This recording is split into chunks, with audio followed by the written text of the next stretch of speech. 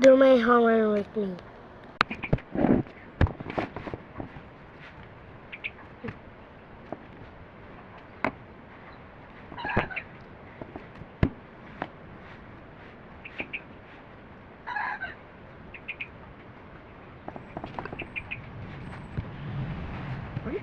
One,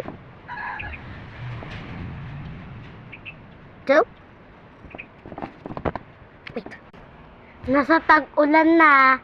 Oy, magawa ka na ng assignment mo.